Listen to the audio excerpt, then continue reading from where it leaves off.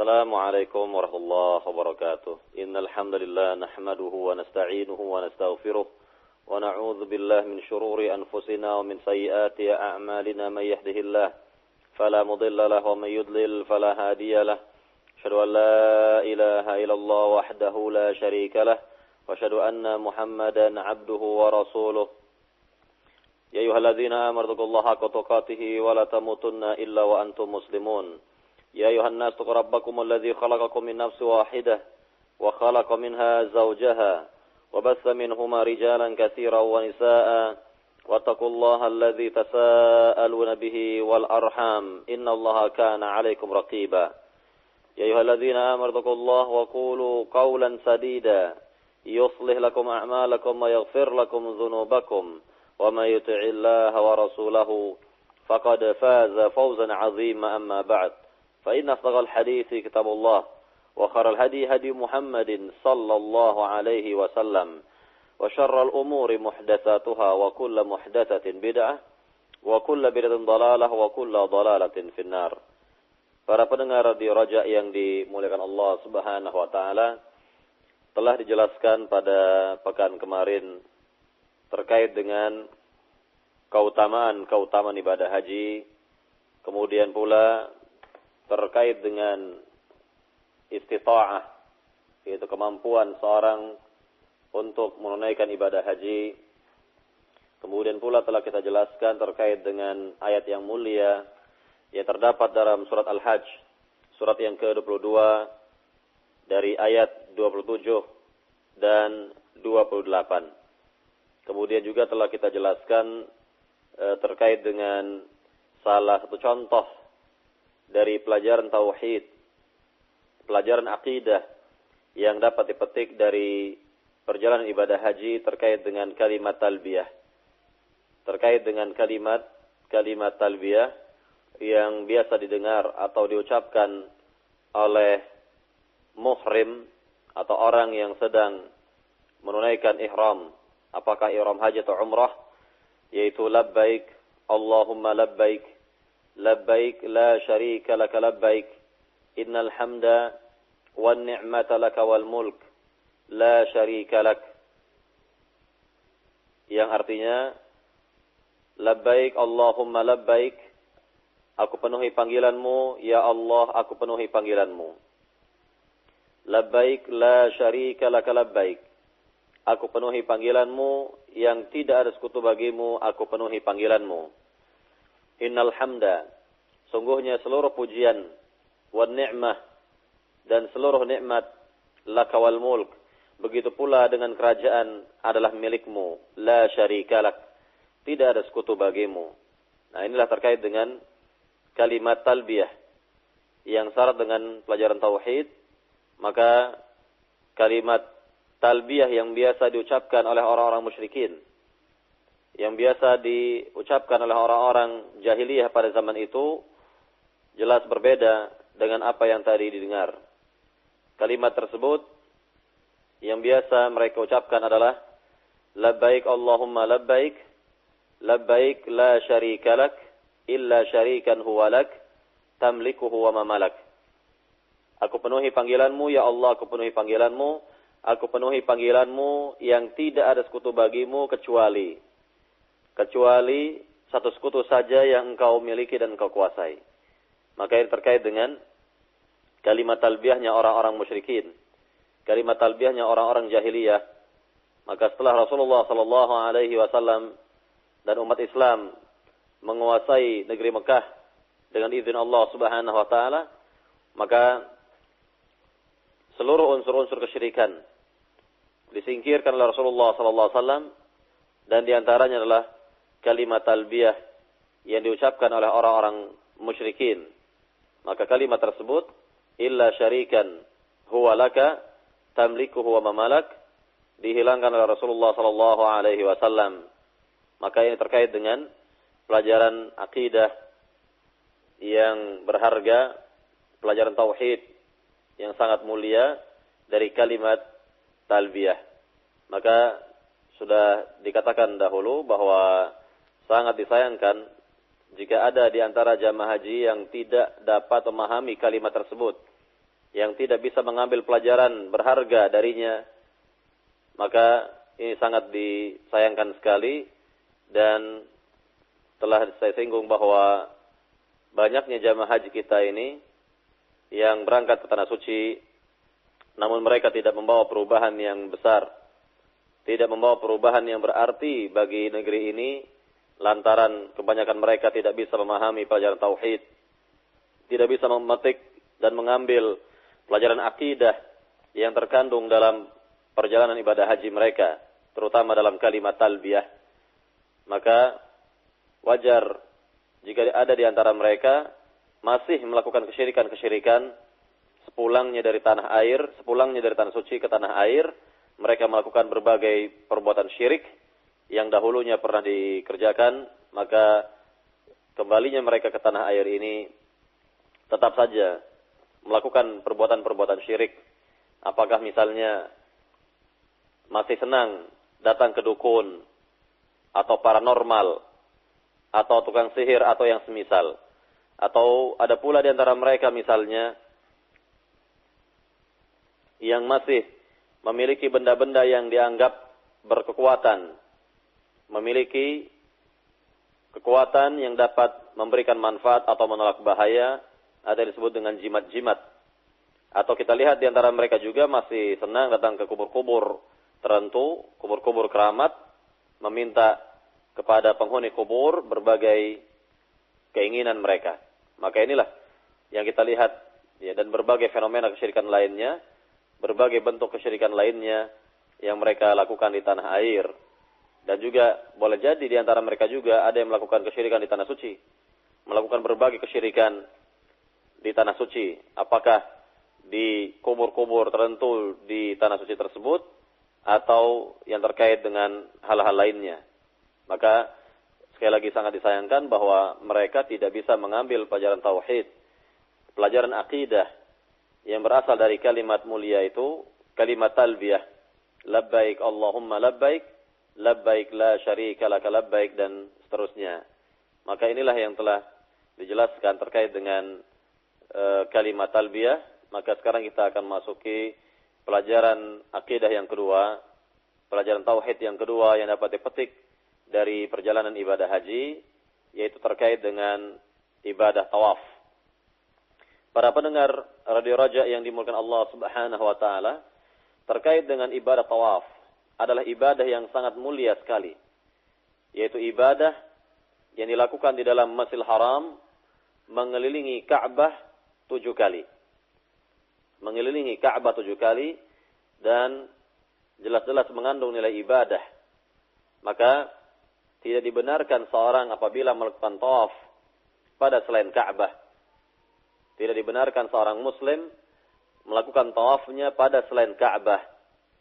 Maka terkait dengan Ka'bah itu sendiri merupakan kiblat umat Islam, di mana umat Islam memiliki silah qawiyah, yakni hubungan yang sangat kuat terhadap kiblatnya. Betapa tidak, ya paling tidak dalam sehari semalam seorang muslim melaksanakan salat yang 5 waktu menghadap kiblatnya, maka sangat kuat sekali keterikatan seorang muslim dengan kiblatnya tersebut, yaitu Ka'bah. Maka ketika seorang melihat Ka'bah yang sebenarnya, berada di hadapan Ka'bah yang sebenarnya, yang mungkin selama ini masih dibayang-bayangkan bagaimana Ka'bah bentuknya dan sebagainya, maka ketika ia berada di hadapan Ka'bah, melihat bentuk Ka'bah yang sebenarnya, maka banyak di antara mereka yang terharu, menangis, melihat Ka'bah, melihat kiblatnya yang selama ini dijadikan sebagai kiblat dalam salat, dalam ibadah salat. Maka inilah yang terkait dengan hubungan kuat antara seorang muslim, antara seorang yang beriman dengan kiblatnya, yaitu Ka'bah. Kemudian para pendengar Radio Raja yang dimulakan Allah Subhanahu wa taala, terkait dengan tawaf tadi yang disinggung, bahwa tawaf hanya dilakukan di dalam Masjidil Haram mengelilingi Ka'bah 7 kali. maka tidak dibenarkan seorang melakukan tawaf pada selain Ka'bah. Maka bisa kita lihat di negeri ini masih ada di antara umat Islam yang melakukan tawaf pada selain Ka'bah. Apakah tawaf di kuburan ataukah tawaf pada tempat-tempat tertentu, tawaf di pohon yang dianggap yakni angker atau keramat atau yang semisal. Maka ini tidak benar. Yang seperti ini adalah perbuatan syirik, perbuatan yang menjurus kepada syirik. Maka harus dijauhi oleh setiap muslim, baik pria maupun wanita. Maka Ka'bah adalah satu-satunya tempat yang dijadikan untuk diibadahi atau dikelilingi dan bernilai ibadah dalam mengelilinginya itu. Maka yang terkait dengan ibadah tawaf. Kemudian terkait dengan tawaf itu sendiri, bahwa tidak ada doa-doa khusus. Tidak ada doa-doa khusus dari Nabi SAW terkait dengan tawaf. Yakni seluruh atau setiap muslim bisa beribadah atau bisa berdoa dan berzikir kepada Allah Subhanahu wa taala sesuai dengan apa yang diketahuinya dari zikir-zikir, atau seluruh doa bisa dipanjatkan kepada Allah Subhanahu wa taala ketika melakukan tawaf, atau bisa pula seorang ketika melakukan tawaf yaitu membaca Al-Qur'an misalnya. Maka apa yang kita lihat pada sebagian umat Islam ketika melakukan tawaf, lebih khusus dari negeri ini, bahwa mereka terpaku dengan buku-buku tertentu. Mereka terpaku dengan buku-buku tertentu yang mereka yakini bahwa setiap putaran itu ada doa khususnya. Putaran pertama doanya ini, putaran yang kedua doanya anu, dan lain sebagainya.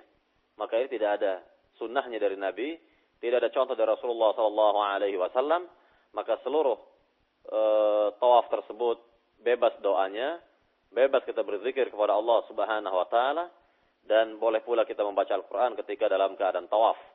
Dan memang disunatkan antara rukun Yamani dengan Hajar Aswad untuk memperbanyak doa Rabbana atina fid dunya hasanah wa fil akhirati hasanah wa qina azabannar. Maka sekali lagi bahwa apabila seorang memperhatikan sunnah Nabi, contoh Rasul dalam beribadah haji ini lebih, maka dia akan mudah dalam melaksanakannya, dan tentunya akan khusyuk dan nikmat dalam pengerjaannya. Dan tentunya sebaliknya, bagi mereka yang jauh dari contoh Rasul, mengikuti aturan-aturan orang lain selain dari Nabi Muhammad SAW, maka tentunya akan sulit dikerjakan, sulit pula difahami, dan tidak akan mungkin khusyuk dalam beribadah kepada Allah Subhanahu wa taala. Maka ini terkait dengan fenomena yang kita lihat terkait dengan sebagian jamaah haji kita, bahwa mereka terpaku dengan yakni suatu yang tidak ada contohnya dari Nabi Muhammad sallallahu alaihi wasallam. Kemudian para pendengar radio Raja yang dimulakan Allah Subhanahu wa taala, kalau kita berbicara mengenai Ka'bah yang merupakan kiblat dari umat Islam, bahwa Ka'bah dibangun pertama kali oleh Nabi yang mulia, Nabi Ibrahim alaihissalam bersama anaknya Nabi Ismail alaihissalam. Maka dengan demikian bahwa Ka'bah pertama kali dibangun oleh mereka berdua, baru setelah itu 40 tahun ke depan setelah pembangunan Ka'bah, baru dibangun Baitul Maqdis di Palestina. Baru dibangun Baitul Maqdis di Palestina menurut riwayat yang sahih yang terdapat dalam kitab Sahih As-Sirah Nabawiyah karya Syekh Muhammad Nasiruddin Al-Albani rahimahullahu taala. Kemudian terkait dengan Ka'bah tersebut yang dibangun oleh Nabi Ibrahim bersama Nabi Ismail alaihi wassalam, maka memang ada riwayat yang tidak sahih yang menjelaskan bahwa Ka'bah pertama kali dibangun oleh para malaikat. Maka itu terkait dengan riwayat Israiliyat yang tidak sahih dari Nabi SAW. Maka sekali lagi bahwa yang membangun Ka'bah pertama kali adalah Nabi Ibrahim alaihissalam bersama anaknya, yaitu Nabi Ismail alaihissalam. Kemudian terkait dengan bangunan Ka'bah yang dibangun pertama kali oleh Nabi Ibrahim alaihissalam beserta anaknya tersebut, tidak seperti yang kita lihat pada zaman sekarang. Tentunya dari sisi bentuk atau fisiknya itu tidak seperti yang kita lihat pada zaman sekarang. Maka akan saya jelaskan secara umum terkait dengan fisik dari Ka'bah yang asli yang dibangun oleh Nabi Ibrahim alaihissalam, bahwa pertama Ka'bah tersebut berbentuk 4 persegi panjang, kemudian memiliki 2 pintu, pintu masuk dan pintu keluar, dan pintu tersebut dekat dari tanah. Maka yang kita lihat sekarang ini bahwa bangunan Ka'bah adalah berbentuk yakni kubus karena sisi-sisinya hampir sama, ya. Kemudian pada salah satu sisi dari bangunan Ka'bah di depannya terdapat semacam setengah lingkaran atau berbentuk hampir setengah lingkaran atau disebut dengan Hijr Ismail. Maka yang demikian termasuk dari bangunan Ka'bah sebenarnya. Kemudian kita lihat pula bahwa pintu dari Ka'bah hanya satu yang ada sekarang ini, dan pintu tersebut juga ditinggikan, tinggi sekali letaknya. Maka inilah bangunan Ka'bah yang kita lihat sekarang ini yang pernah dibangun oleh orang-orang kafir Quraisy, ya kurang lebih 15 abad yang silam. Terjadi banjir besar melanda negeri Mekah sehingga bangunan Ka'bah yakni hancur, dan orang-orang kafir Quraisy mereka berupaya untuk mengumpulkan dana untuk membangun kembali Ka'bah. Namun dana yang ada tidaklah mencukupi, sehingga yang kita lihat demikian Hijr Ismail tidak masuk ke dalam bangunan Ka'bah. Maka inilah yang pernah kita lihat sekarang ini, ya, maka itulah yang pernah dibangun oleh orang-orang kafir Quraisy, dan juga mereka hanya membuat satu pintu saja bagi Ka'bah, dan pintu tersebut ditinggikan dengan muatan politis tentunya, yakni bahwa orang-orang kafir Quraisy di zaman itu mereka bisa memasukkan siapa-siapa yang mereka kehendaki dan juga bisa menolak orang-orang yang mereka tidak kehendaki. Maka ini terkait dengan fisik dari bangunan Ka'bah yang kita lihat pada zaman sekarang merupakan bangunan Ka'bah yang pernah dibangun pada zaman orang-orang kafir Quraisy di zaman itu. Maka Nabi Muhammad sallallahu alaihi wasallam pernah berniat untuk kembali membangun Ka'bah seperti aslinya, sebagaimana yang telah dibangun oleh Nabi Ibrahim alaihissalam beserta Nabi Ismail alaihissalam. Namun niat Nabi tidak terwujud, atau Nabi SAW tidak mewujudkan niatnya tersebut atau keinginannya tadi, karena beliau memandang akan timbul problem besar, masalah besar, fitnah besar kelak. Karena beliau mengetahui bahwa pada zamannya itu masih banyak atau banyak sekali orang-orang yang masuk kepada agama Islam yang tentunya keislaman mereka belumlah kuat, akidah mereka belumlah kokoh, sehingga Nabi mengurungkan niatnya sampai beliau wafat tidak terlaksana, dan apa yang diniatkan Nabi itu baru terlaksana pada masa Abdullah bin Zubair bin Awam ketika beliau diangkat menjadi khalifah tandingan bagi khalifah yang sudah ada, yaitu Yazid bin Muawiyah. Maka di zaman Abdullah bin Zubair bin Awam beliau membangun Ka'bah sebagaimana yang dibangun oleh Nabi Ibrahim alaihissalam dan Nabi Ismail alaihissalam.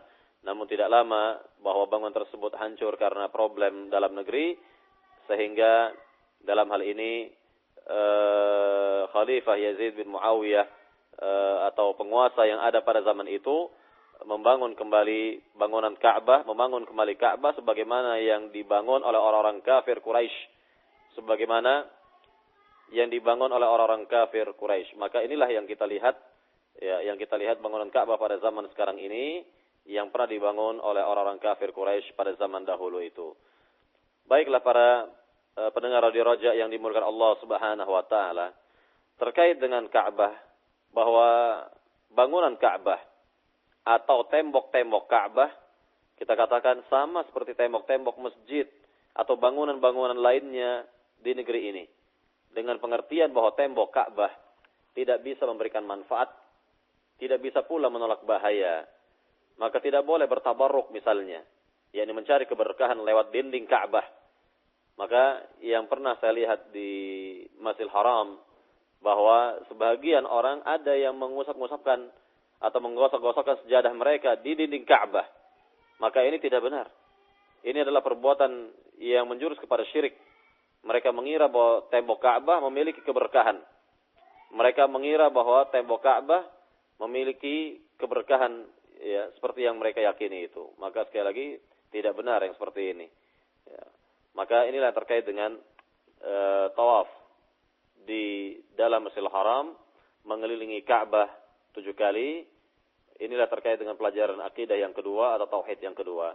Kemudian para pendengar radio Raja yang dimuliakan Allah Subhanahu wa taala, pelajaran tauhid yang ketiga yang bisa kita lihat dari perjalanan ibadah haji adalah terkait dengan mencium Hajar Aswad. Terkait dengan Hajar Aswad atau batu hitam yang berada pada salah satu sisi dari bangunan Ka'bah merupakan batu yang juga sama dengan batu-batu yang ada di negeri ini. Dengan pengertian bahwa batu tersebut tidak bisa memberikan manfaat atau menolak bahaya. Dan tidak boleh pula seorang bertabarruk, yakni mencari keberkahan lewat yakni Hajar Aswad. Dan hal ini tertera pada ucapan Umar Al-Khattab ketika beliau mencium Hajar Aswad dan berkata dengan nada yang tinggi, kata Umar Al-Khattab, "Inni la'alamu annaki hajar, la tanfa' wa la tadur. Laula anni ra'aitu Rasulullah sallallahu alaihi wasallam yuqabbiluk ma qabbaltuk." Sungguhnya aku mengetahui bahwa engkau hanyalah sebuah batu, tidak dapat memberikan manfaat, tidak pula dapat menolak bahaya. Jika aku tidak melihat Rasul menciummu, maka aku pun tidak akan menciummu. Maka ini terkait dengan ucapan Umar, gambaran dari akidah beliau yang kuat, gambaran dari tauhid beliau yang mantap. Akidahnya dan tauhidnya Umar Al-Khattab radhiyallahu anhu, semoga Allah meridainya. Maka dalam hal ini tidak boleh seorang berkeyakinan kepada batu-batu tertentu di negeri ini misalnya, atau benda-benda semisal ya, memiliki kekuatan dapat menolak bahaya, dapat memberikan manfaat, maka tidak benar. Maka apakah kita berkeyakinan bahwa benda-benda tersebut lebih mulia dari Hajar Aswad? Tentu umat Islam yang mengetahui hal ini akan mengatakan bahwa tidak ada yang lebih mulia dari Hajar Aswad. Dari jimat-jimat yang mereka miliki itu tidak ada yang lebih mulia dari Hajar Aswad. Maka bagaimana kalau dikatakan bahwa Hajar Aswad tidak memiliki apapun, tidak bisa memberikan manfaat atau menolak bahaya, lalu bagaimana dengan benda-benda yang berada di bawahnya, ya, yang berada di bawah derajat Hajar Aswad? Maka inilah yang kita lihat di tengah masyarakat bahwa sebagian dari umat Islam ini ada yang berkeyakinan demikian sehingga menyeret mereka kepada perbuatan syirik. Dan lebih-lebih lagi bahwa ada saja di antara jamaah haji misalnya yang mengoleksi ya, batu-batu tanah suci, batu dari Madinah atau dari Mekah atau batu-batu di Gua Hira atau lain sebagainya, sehingga mereka jadikan sebagai jimat ya, atau yang semisal. Maka ini tidak dibenarkan oleh agama Islam. Ini perbuatan syirik, dosa besar yang paling besar. Tidak benar melakukan hal seperti ini. Tidak boleh mengagungkan atau memuliakan batu-batu tersebut. Maka hanya Allah Subhanahu wa taala yang pantas untuk dimuliakan. Hanya Allah Subhanahu wa taala yang pantas untuk dipuji, karena seluruh pujian adalah milik Allah Subhanahu wa taala. Maka ini terkait dengan Hajar Aswad. Kemudian terkait dengan mencium Hajar Aswad. Secara hukum, sunat hukumnya untuk mencium Hajar Aswad. Namun yang perlu diperhatikan oleh jamaah haji atau yang lainnya, bahwa jangan sampai mengejar yang sunat lalu melupakan yang wajib. Yakni maknanya adalah bahwa kita lihat sebagian jamaah haji karena ingin mengejar Hajar Aswad, ingin mencium Hajar Aswad yang hukumnya sunat, lalu melupakan kewajiban untuk menghormati sama umat Islam sehingga diterobos barisan tawaf misalnya, tidak ingat saudara-saudaranya dari umat Islam di kanan kirinya, di sikut kanan, sikut kiri, tendang kanan, tendang kiri, tidak memperhatikan bagaimana saudara-saudaranya dari umat Islam yang sedang melakukan ibadah. Nah, maka ini yang ada atau yang masih ada pada sebagian dari umat Islam. Mereka hanya mengejar yang sunat, namun tidak yakni memperhatikan yang wajib. Maka cukup sebetulnya kalau dalam keadaan sangat penuh maka cukup dari arah jauh kita lambaikan tangan ke arah Hajar Aswad dan kita ucapkan Bismillah Allahu Akbar. Maka inilah terkait dengan yakni mencium Hajar Aswad yang memang hukumnya sunnat dan harus diperhatikan terkait dengan yakni kehormatan umat Islam, kemuliaan mereka jangan sampai ternodai. Kemudian para pendengar Radio Raja yang dimuliakan Allah Subhanahu wa taala, kita jelaskan pada pelajaran berikutnya. Kita masuk kepada pelajaran akidah yang lain, pelajaran tauhid. Setelahnya yaitu terkait dengan hari Arafah. Terkait dengan hari Arafah, di mana jamaah haji melakukan wukuf di padang Arafah, dan kita ketahui bahwa tanah Arafah merupakan wilayah atau daerah yang sangat mulia, di mana jamaah haji melakukan wukuf di dalamnya, berdoa kepada Allah Subhanahu wa taala, memperbanyak zikir kepada Allah Subhanahu wa taala, memohon ampunan kepada Allah Subhanahu wa taala, dan berbagai permintaan lainnya yang ditujukan kepada Allah Subhanahu wa taala. Maka ingatlah kita terkait dengan peristiwa besar yang dialami oleh Rasulullah sallallahu alaihi wasallam yang terjadi pada tahun ke-10 Hijriyah di Arafah, ketika Nabi sedang melakukan wukuf di padang Arafah bersama umat Islam lainnya. Maka turunlah di negeri yang mulia tersebut ayat yang mulia, yaitu yang terdapat dalam surat Al-Maidah ayat 3, Al-yawma akmaltu lakum dinakum wa atmamtu alaikum ni'mati wa raditu lakumul Islam adina. Pada hari ini aku telah sempurnakan bagimu agamamu dan telah aku cukupkan nikmatku atasmu dan aku ridha Islam menjadi agamamu. Maka inilah yang terkait dengan ayat yang mulia yang diturunkan oleh Allah Subhanahu wa taala pada tempat yang mulia, atas nabi yang mulia, pada ibadah yang sangat mulia, dan pada jam atau waktu yang sangat mulia pula. Maka ayat yang demikian ini atau ayat yang agung ini menjelaskan kepada kita tentang pelajaran akidah yang sangat mendasar sekali, bahwa agama Islam adalah agama yang sudah sempurna. Dengan turunnya ayat yang mulia ini, bahwa Allah Subhanahu wa taala terangkan kepada manusia seluruhnya bahwa agama Islam adalah agama yang sudah sempurna. Bahkan kita lihat dalam riwayat yang sahih, dalam riwayat Bukhari Muslim misalnya, ketika ada seorang Yahudi berkata kepada Umar Al-Khattab, orang Yahudi ini berkata kepada Umar mengenai ayat yang tadi kita baca, kata si Yahudi ini kepada Umar, innakum taqra'una ayatan fi kitabikum law 'alaina ma'syaral yahudi nazalat latakhadna dzalikal yawma 'ida. Sungguhnya kalian wahai umat Islam membaca ayat yang ada dalam Al-Qur'an kalian. Jika ayat tersebut turun pada agama kami, kata si Yahudi, niscaya hari turunnya ayat tersebut akan kami jadikan sebagai hari raya.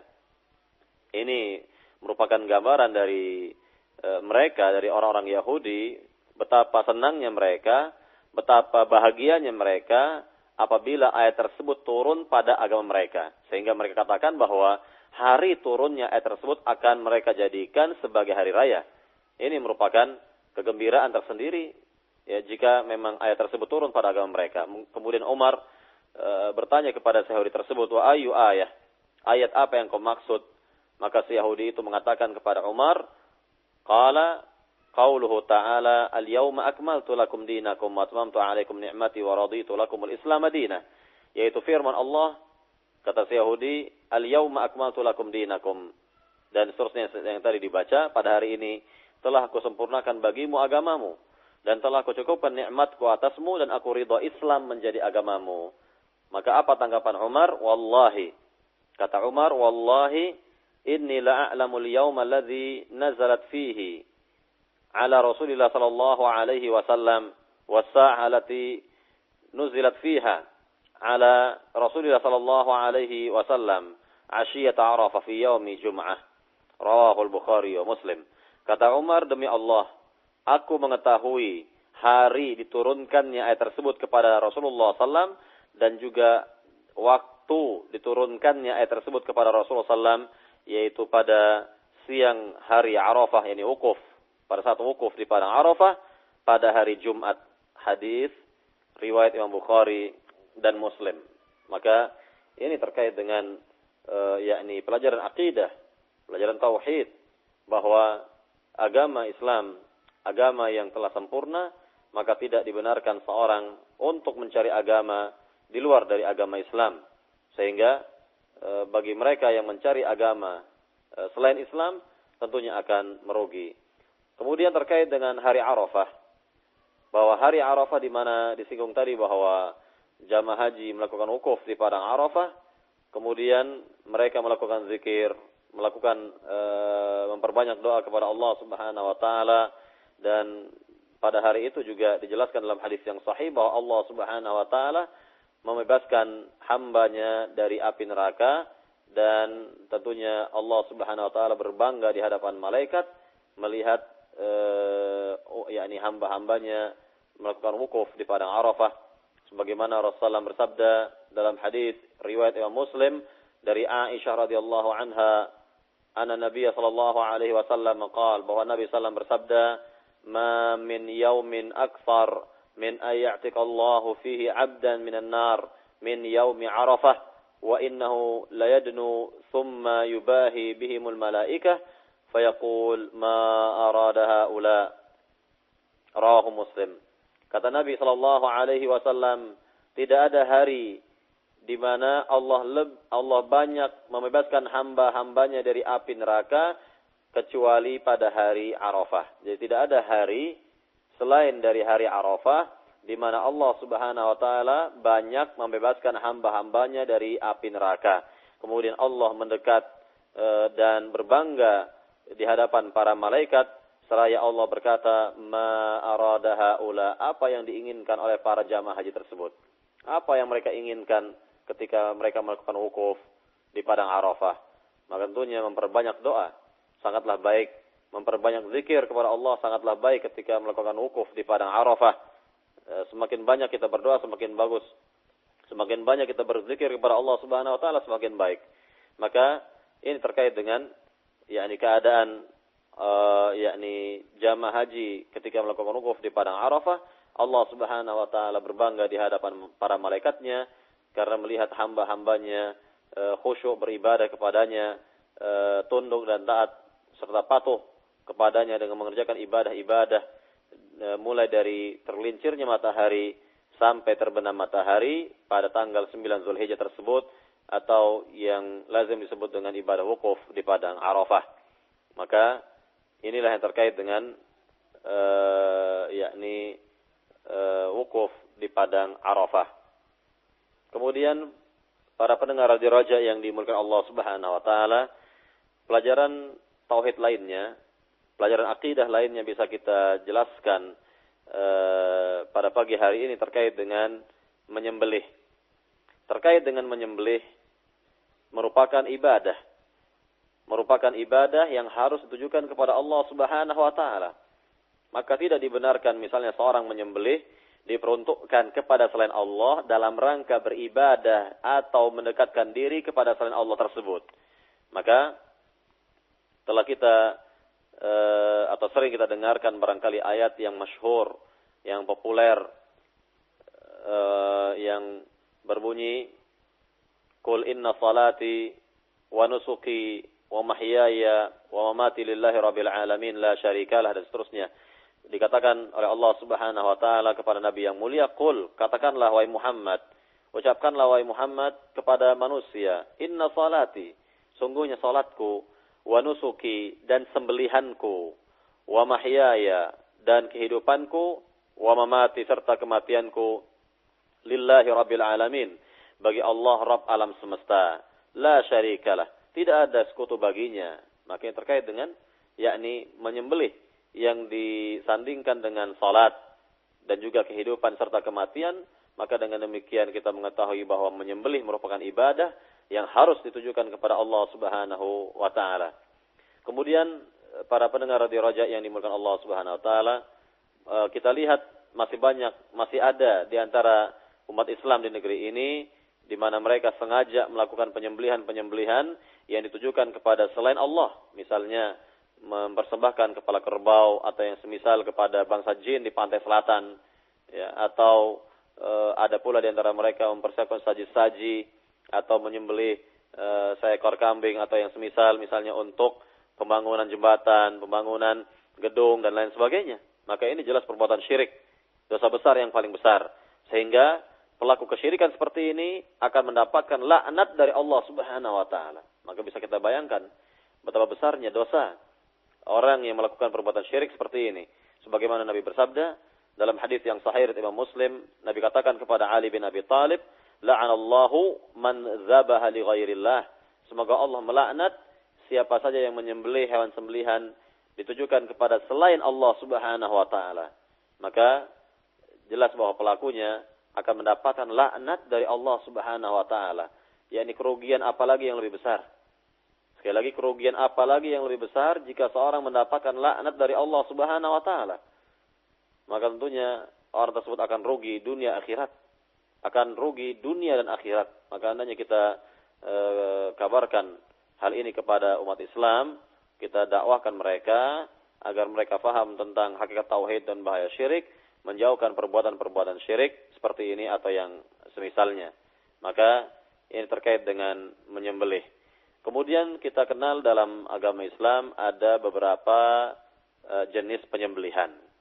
Yang pertama secara umum saja kita jelaskan terkait dengan istilah kurban, yaitu menyembelih hewan sembelihan pada tanggal 10 Zulhijjah sampai 13 Zulhijjah, yakni 4 hari menyembelih hewan kurban. Maka hewan-hewan yang disembelih pada tanggal tersebut dinamakan dengan hewan kurban dengan ketentuan yang sudah baku dari agama ini.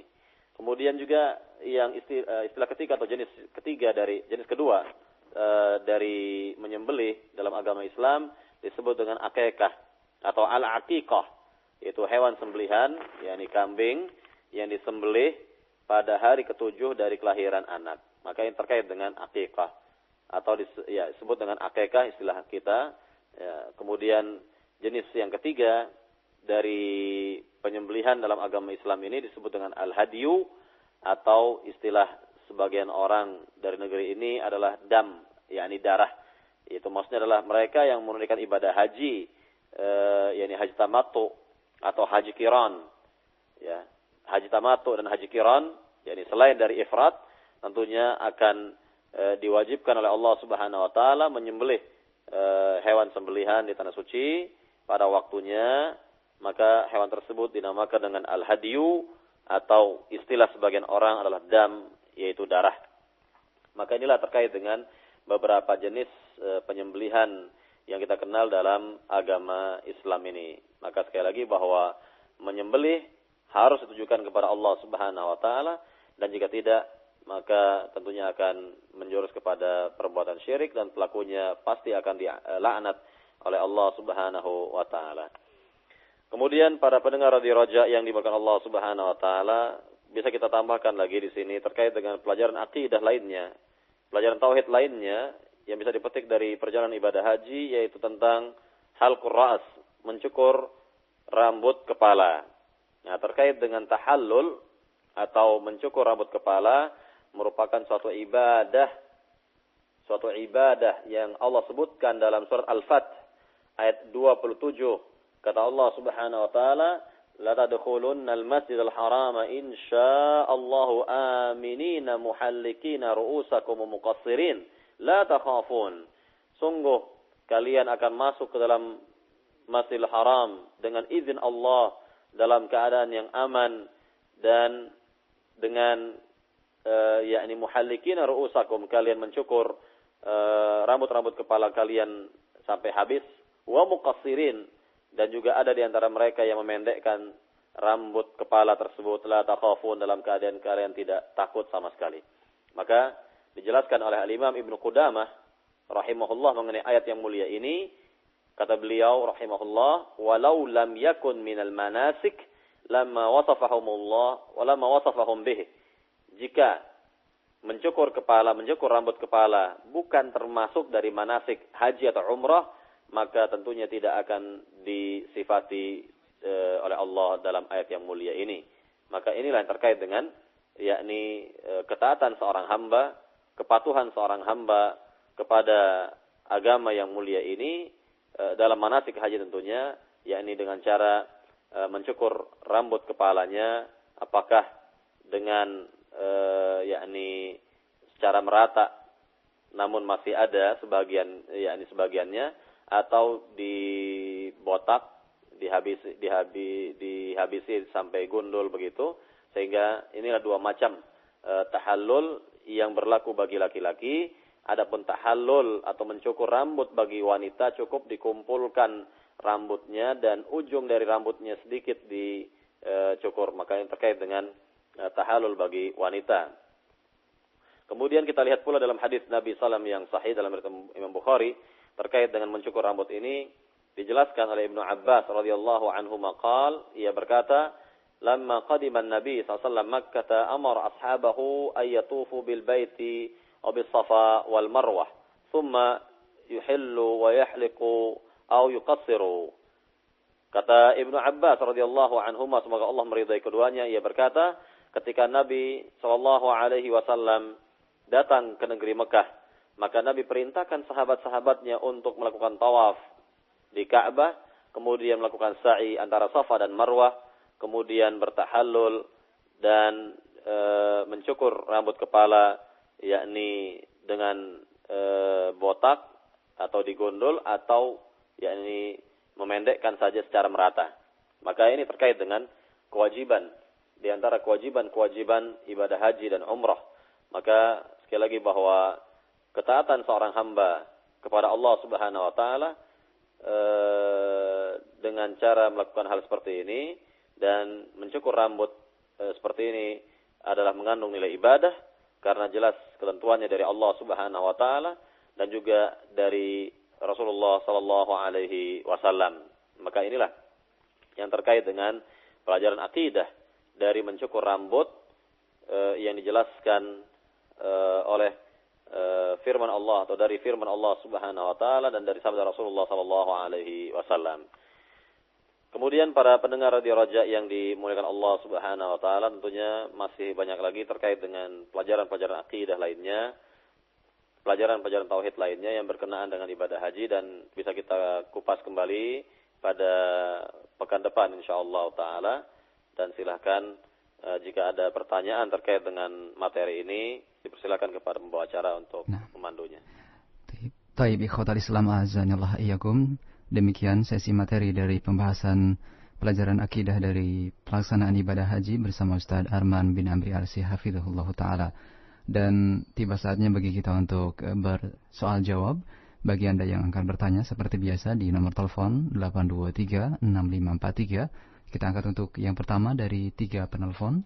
Assalamualaikum. Waalaikumsalam warahmatullahi wabarakatuh. Iya, silakan Ibu. Kan saya insya Allah punya kemampuan itu untuk pergi ke tanah suci. Iya. Tapi kalau untuk haji itu uangnya kurang sedikit gitu. Iya. Tapi kalau untuk umrah cukup. Gitu. Iya. Kemudian, apakah didulukan yang mana gitu Ustaz? Iya, Taib cukup Ibu. Assalamualaikum. Waalaikumsalam warahmatullahi wabarakatuh. Silakan Ustaz. Baik, pertama terkait dengan masalah ibu atau yang semisal ya, bahwa ketika seorang sudah berkemampuan untuk katakanlah umrah, ya pergi umrah saja, ya misalnya tanpa ada haji, dan memang tidak mencukupkan atau kuranglah sedikit kalau untuk menunaikan ibadah haji, maka dalam hal ini tentunya jika ibu ingin bersabar sedikit dan kembali menabung atau menyisihkan sebagian rezekinya untuk ONH haji misalnya, ini lebih baik, karena jika ibu memilih haji, lebih-lebih haji tamattu, maka ibu akan mendapatkan 2 keutamaan ibadah umrah pertama dan keutamaan ibadah haji, karena melakukan ibadah haji tamattu. Sedangkan tamattu itu jelas umrah terlebih dahulu yang dikerjakan, baru setelah itu haji. Maka sekali lagi kalau memungkinkan ini yang lebih dahulu dicapai, karena kewajiban ibadah haji itu sekali dalam seumur hidup. Dan tentu kalau nanti lain waktu ya ada kesempatan untuk umroh, silakan untuk umroh. Yang jelas haji sudah terlaksana, maka ini terkait dengan yang lebih didahulukan dalam hal ini. Jadi lebih yakni bersabar dalam hal ini, dan tentunya terus menerus yakni menambah ya uang yang sudah ada untuk pergi haji tahun depan. Kemudian yang kedua, perlu diperhatikan untuk wanita ini harus dengan mahram. Jadi pergi haji harus dengan mahram. Tanpa mahram dia berdosa. Walaupun dikatakan oleh para ulama hajinya sah, namun berdosa lantaran tidak dengan mahramnya. Maka harus pertama dia mengetahui siapa saja mahramnya. Kemudian jauh-jauh hari dia sudah merencanakan dengan mahramnya tersebut untuk menunaikan ibadah haji, sehingga tidak melanggar dari aturan agama ini. Ya. Taib, demikian pertanyaan dari Ibu. Semoga Allah memudahkan jalan untuk Ibu dan kita semua di dalam melaksanakan ibadah haji. Kita angkat untuk yang kedua dari penelpon kembali. Assalamualaikum. Assalamualaikum. Waalaikumsalam warahmatullahi. Silakan Pak, dari mana? Mohon maaf dikecilkan Pak radio monitornya. Iya, silakan. Assalamualaikum Ustaz. Waalaikumsalam warahmatullahi wabarakatuh. Abu Zira di Pejaten. Iya, silakan Abu Zira. Mohon petunjuk Ustaz, buku-buku pelajaran manasik yang sesuai salaf di mana kami dapatkan itu. Syukran. Assalamualaikum. Waalaikumsalam warahmatullahi wabarakatuh. Iya, terkait dengan buku-buku manasik, alhamdulillah pada zaman sekarang sudah banyak yang diterjemah yang berasal dari para ulama besar ya. Pada abad ini misalnya bukunya Syekh Muhammad Nasiruddin Albani misalnya terkait dengan haji, atau dari murid-murid beliau Syekh Salim Al-Hilali misalnya, atau Syekh Ali Hasan misalnya, atau kitab-kitab ahli ilmu lainnya yang berasal dari negeri ini bisa kita dapat di toko-toko buku. Nanti bisa Bapak tanyakan ke Roja ya, mendapat informasi, silahkan nanti tanyakan toko-toko buku mana saja yang bisa dikunjungi dalam mendapatkan buku-buku seperti ini. Ya, silakan ya. Angkat kembali dari penelpon. Assalamualaikum. Waalaikumsalam warahmatullahi wabarakatuh. Silakan Ibu. Assalamualaikum Ustaz. Waalaikumsalam warahmatullahi wabarakatuh. Ana mau tanya terkait dengan kegiatan waktu di Madinah ya Ustaz ya. Kan ada hadis yang mengatakan kalau kita berwudu dari rumah kemudian kita pergi ke Masjid Kuba, sama pahalanya dengan sekali umroh. Nah itu kan kurang lebih itu kita kalau di Madinah kurang lebih ada sekitar seminggu ya Ustaz ya. Apakah kita boleh mengulang-ulang itu tadi kegiatan dari tempat kita di maktab kita, kemudian ke Kuba untuk salat sunnah itu secara berulang-ulang? Padahal waktu itu yang saya dengar Nabi melakukannya setiap hari Sabtu gitu ya Ustaz ya. Itu bagaimana penjelasannya Ustaz? Assalamualaikum warahmatullahi wabarakatuh. Waalaikumsalam warahmatullahi wabarakatuh. Ya. Yang pertama, apabila seorang akan menuju negeri Madinah atau menziarahi negeri Madinah, maka niat yang pertama kali yang harus ada di hati seorang muslim, baik pria maupun wanita, adalah menziarahi Masjid Nabawi. Sekali lagi, ini niat awal adalah menziarahi Masjid Nabawi. Jadi jangan keliru, jangan salah di sini. Jangan niat asalnya atau niat awalnya menziarahi kubur Nabi. Ini sudah salah. Jadi sekali lagi bahwa niat awal ketika seorang menuju negeri Madinah adalah untuk menziarahi apa? Menziarahi Masjid Nabawi. Bukan menziarahi kubur Nabi. Ya, ini pertama. Kemudian sampainya di Masjid Nabawi baru kita bisa menziarahi kubur Nabi Muhammad sallallahu alaihi wasallam. Yang kita ucapkan adalah yakni salawat kepada Nabi Muhammad sallallahu alaihi wasallam, dan tidak ada yang lain, tidak ada permintaan jodoh, permintaan pangkat, permintaan rezeki kepada Nabi Muhammad yang sudah meninggal, tidak ada. Maka sekali lagi ini terkait dengan pelajaran akidah di sini, bahwa ketika menziarahi Masjid Nabawi, ya jelas kita salat di dalamnya 2 rakaat, salat tahiyatul masjid. Terkait dengan pertanyaan mengenai negeri Madinah ya, pertama terkait dengan ziarah atau niat asal atau niat yang pertama kali yang harus ada pada hati seorang muslim baik pria maupun wanita ketika mendatangi negeri Madinah adalah yakni menziarahi Masjid Nabawi, kemudian sampainya di sana baru menziarahi kubur Nabi Muhammad sallallahu alaihi wasallam. Kemudian yang kedua, yang perlu diketahui bahwa ketika berada di Madinah, yang disyariatkan untuk diziarahi adalah 2 masjid, ya, dan 3 kuburan. 2 masjid, yaitu Masjid Nabawi, dan yang kedua Masjid Quba. Kemudian 3 kuburan, yaitu kuburan Nabi Muhammad, dan sekaligus tentunya 2 sahabat yang mulia, Abu Bakar dan Umar Al-Khattab radhiyallahu anhuma. Kemudian yang kedua kubur Baqi Al-Gharqad, dan yang ketiga kubur di syuhada Uhud. Kubur syuhada Uhud. Maka inilah tempat-tempat yang disyariatkan untuk diziarahi. Adapun yang kelima tidak ada, yang keenam tidak ada. Cuma 5 tempat saja, yaitu 2 masjid dan 3 kubur. Kemudian yang ketiga terkait dengan keutamaan menziarahi kubur, menziarahi Masjid Quba, jelas seperti tadi yang dijelaskan, memang dalam riwayat sahih dijelaskan demikian bahwa pahalanya sama dengan umrah, ya, ketika seorang wudu dari rumahnya atau pemondokannya atau hotelnya, kemudian menuju Masjid Quba dan salat di dalamnya, maka tentunya akan mendapatkan keutamaan yang mulia, yaitu seperti ibadah umrah.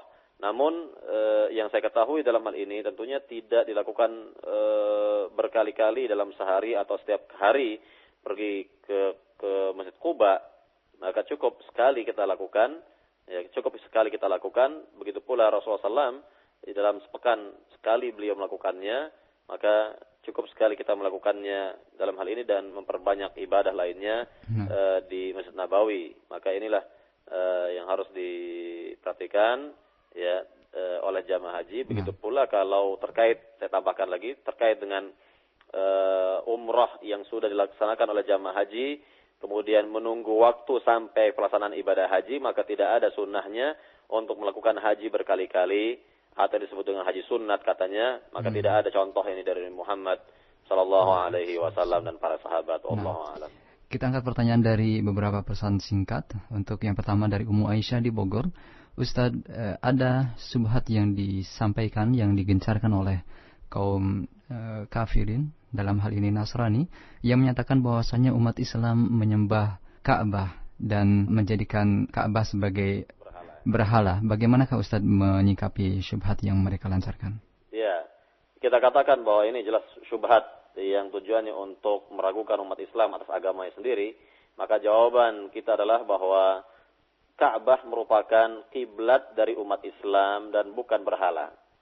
Maka contoh, ya, bahwa dikatakan kiblat bagi umat Islam dan bukan berhala, contohnya adalah, atau buktinya adalah, bahwa jika seorang berada di hutan atau di tengah laut atau di padang pasir atau tempat-tempat lainnya yang memang ketika itu dia tidak tahu kemana arah kiblat mengarah, kemudian dia akan sholat, maka orang tersebut bisa sholat kemana saja ia mengarah. Kemana saja ia mengarah bisa melakukan sholatnya. Maka tidak ada kewajiban baginya untuk, yakni, mencari lebih dahulu sampai hilang waktu sholat. Ya, maka dengan demikian bahwa Ka'bah tersebut bukanlah berhala umat Islam, namun sebagai kiblat saja bagi umat Islam, agar mereka teratur dalam sholatnya, menghadap arah yang sama, begitu. Dan terkait dengan hal ini, unsur ibadahnya adalah bahwa ketaatan seorang muslim atas perintah Allah Subhanahu wa taala dalam hal menghadap kiblat tersebut merupakan perwujudan dari perintah Allah, dan itulah bukti ketaatan seorang muslim kepada Allah Subhanahu wa taala. Maka sekali lagi bahwa Ka'bah itu sebagai kiblat dari umat Islam dan bukan berhala, ya. Nah, kembali dari pesan singkat dari Ummu Ahmad di Tangerang. Ustadz tadi menyebutkan bahwasanya Ka'bah adalah pertama kali dibangun oleh Nabi Ibrahim dan Nabi Ismail. Akan tetapi, mengapa umat Islam pertama kali mengambil Baitul Maqdis sebagai kiblat, padahal Ka'bah sudah ada? Dan bagaimanakah atau apakah hikmah yang bisa diambil dari adanya perubahan arah kiblat yang terjadi? Jadi di antara hikmah mengapa Allah Subhanahu wa taala palingkan umat Islam ke Ka'bah sebagai kiblat mereka dan bukan ke Baitul Maqdis, karena memang di antara hikmahnya adalah untuk menyelisihi orang-orang Yahudi, menyelisihi ahli kitab. Ya, dalam hal ini untuk menyelisih ahli kitab, sehingga Rasulullah SAW meminta kepada Allah, memohon kepada Allah agar dirubah kiblatnya dan diizinkan untuk menghadap ke Ka'bah. Dan ini pertanda, di antara hikmah pula, pertanda bahwa Ka'bah yang berada di negeri Mekah dan sekaligus negeri Mekahnya itu kelak akan menjadi wilayah Islam atau negeri orang-orang yang beriman, karena sekali lagi ini isyarat dari Allah Subhanahu wa taala bahwa kelak, dan terbukti pada tahun ke-8 Hijriyah bahwa umat Islam yakni bisa sepenuhnya menguasai negeri Mekah dan sekaligus membersihkan Ka'bah dari unsur-unsur kesyirikan seperti berhala-berhala yang berada di sekitar Ka'bah tersebut. Nah, ini di antara hikmahnya besar sekali. Nah, kita masih dari pesan singkat dari Abu Amr di Depok. Ustaz tadi menyebutkan bahwasannya Hajar Aswad tidak mempunyai manfaat apa-apa. Lalu mengapa Rasulullah SAW mencontohkan untuk mencium Hajar Aswad? Apa juga faedah yang bisa kita ambil dari hal ini? Terkait dengan Rasulullah SAW mencium Hajar Aswad merupakan petunjuk dari Allah Subhanahu wa taala, karena pada dasarnya setiap ibadah yang dilakukan oleh Nabi Muhammad tidak akan keluar jalur dari wahyu Allah Subhanahu wa taala. Kemudian juga ini terkait dengan ritual dari tawaf tadi, memang tidak diwajibkan sebetulnya, hanya sunat saja mencium Hajar Aswad. Namun sekali lagi terkait dengan Hajar Aswad tersebut, ya sama seperti batu-batu yang ada di negeri ini, tidak bisa memberikan manfaat atau menolak bahaya, maka tidak boleh kita mengagungkan Hajar Aswad, memuliakan Hajar Aswad secara berlebihan sehingga akan menjurus kepada perbuatan syirik. Artinya sekali lagi bahwa apa yang dilakukan oleh Rasulullah SAW itu merupakan petunjuk dari Allah Subhanahu wa taala, dan kita hanya ittiba, mengikuti saja apa yang dilakukan oleh Rasul. Kalau jelas dalilnya sahih, maka cukup kita ikuti apa yang ditunjuki oleh Rasulullah SAW. Walaupun kata Imam Nawawi, walaupun kita tidak mengetahui apa hikmahnya. Nah, jadi ini keterangan dari Imam Nawawi. Beliau menjelaskan bahwa kewajiban kita hanyalah ittiba, yaitu mengikuti contoh Rasul atau sunnah Nabi SAW, walaupun kita belumlah mengetahui apa hikmah di balik itu semua. Wallahu a'lam. Baik, kita angkat kembali pertanyaan dari penelpon di 8236543. Assalamualaikum. Waalaikumsalam warahmatullahi wabarakatuh. Silakan Pak, dari mana? Dari Heri di Bandara Soekarno-Hatta. Ya, silakan Pak Heri. Begini Ustaz, mau tanya mengenai mikot. Mikot untuk jamaah haji dari Indonesia, untuk yang kan 2 tahap ya, gelombang pertama dan gelombang kedua gitu. Yeah. Nah itu yang gelombang kedua itu apakah pakai ihramnya itu dari Indonesia atau di mana gitu? Soalnya ada perselisihan di sini gitu. Iya. Tolong ya. Assalamualaikum. Waalaikumsalam warahmatullahi wabarakatuh. Yang pertama terkait dengan miqat atau tempat dimulainya atau daerah dimulainya ihram, apakah ihram haji atau umrah, maka telah ditetapkan oleh Rasulullah SAW.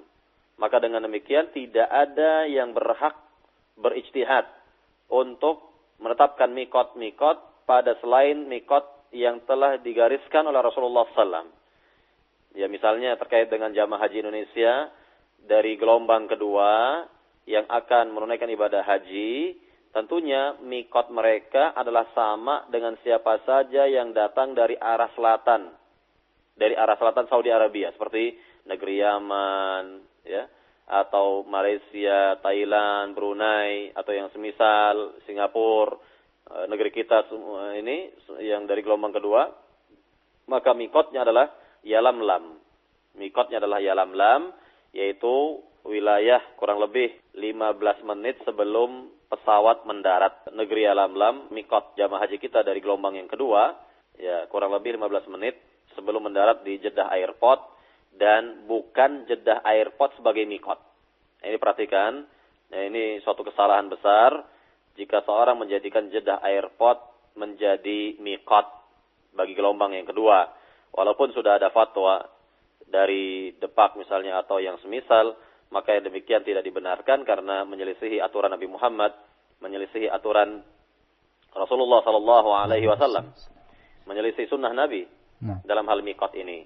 Maka jika kita berangkat dengan gelombang yang kedua, maka sudah dipersiapkan terlebih dahulu pakaian ihram bagi laki-laki, 2 helai kain ihram bagi laki-laki, dan bisa dipakai di Soekarno-Hatta misalnya, ya Bandara Soekarno-Hatta, atau kalau memungkinkan di atas pesawat, ya kurang lebih mungkin 20 menit ya sebelum mendarat atau 30 menit sebelum mendarat sudah mulai dipakai pakaian ihram, mencopot pakaian-pakaian biasa dan diganti dengan kain ihram, maka ketika melintas Yalamlam ia bisa mengucapkan ibadah umrahnya tersebut atau memulai ibadah umrah tersebut dengan ucapan labbaik Allahumma umratan, dan memulai dengan talbiyah labbaik Allahumma labbaik labbaik la syarika laka labbaik, dan seterusnya, dan begitu.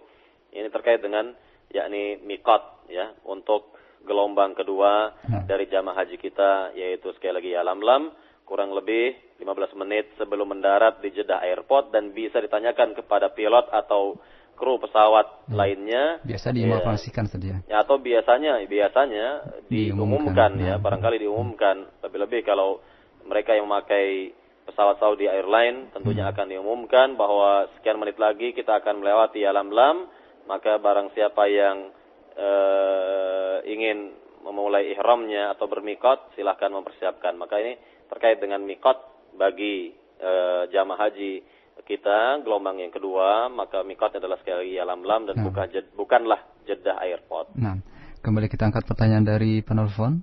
Assalamualaikum. Waalaikumsalam warahmatullahi wabarakatuh. Silakan Pak, dari mana? Dari Pak Agus Seto. Silakan Pak Agus. Saya kan sakit stroke, nggak bisa jalan, lumpuh. Iya Pak. Yang saya ingin tanyakan, bolehkah saya sholat di jamaah qashar? Iya, permasalahan sholat Pak ya. Nah, terima kasih Pak Agus. Silakan Ustaz.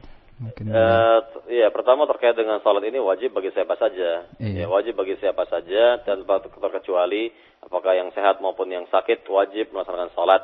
Iya. Maka bagi seperti bapak atau yang semisalnya, tetap sholat pada waktunya. Tetap sholat pada waktunya, dikerjakan semampu mungkin di atas kasur, di atas pembaringan, dan mudah-mudahan Allah Subhanahu wa taala memberikan kesembuhan yang cepat bagi bapak dan orang-orang yang lain yang dari umat Islam yang menderita sakit pada hari ini. Ya, insyaallah. Baik. Kita angkat pertanyaan dari pesan singkat Ustaz, dari beberapa pertanyaan yang hampir sama.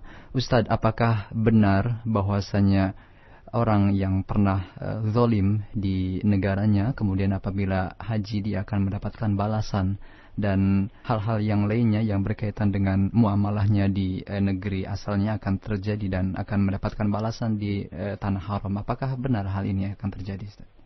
Ya, yang pertama jelas kalau seorang merasa berbuat zalim, hendaknya segera bertaubat kepada Allah Subhanahu wa taala.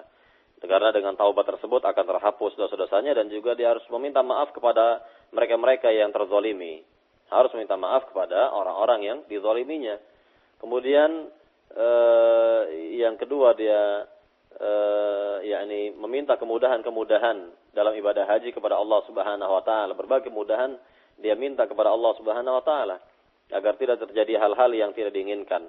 Kemudian yang ketiga, yakni boleh jadi apa yang dilihat atau apa yang dialami oleh sebagian jamaah haji di tanah suci tersebut, yakni sudah didramatisir ya, atau dilebih-lebihkan, yang barangkali peristiwa yang dialaminya adalah peristiwa biasa sebetulnya, namun dikait-kaitkan dengan apa yang pernah dilakukan di tanah air atau yang semisal. Maka ini sekali lagi harus dicermati dan dilihat dengan benar, dan hendaknya kita gunakan akal sehat dalam hal ini.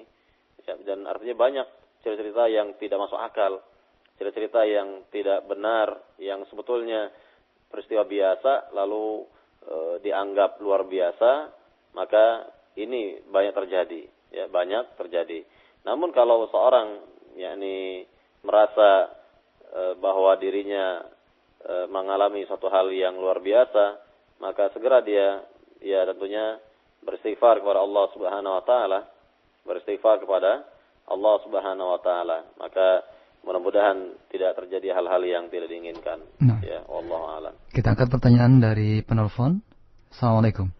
Waalaikumsalam warahmatullahi. Iya, silakan. Mohon maaf dikecilkan monitornya, Bu, ya, silakan. Dari Umu Bagus di Bogor. Silakan, Ibu. Saya mau tanya tentang syarat kurban untuk kita yang tidak berhaji, misalnya kambing untuk berapa orang, sapi untuk berapa orang.